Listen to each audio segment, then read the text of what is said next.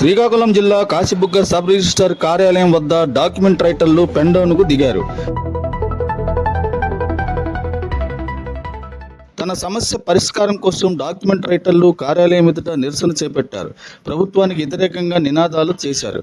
Document రైటర్ల సమస్యలను ప్రభుత్వం వెంటనే పరిష్కరించాలని, తమ న్యాయం చేయాలని వారు డిమాండ్ చేశారు.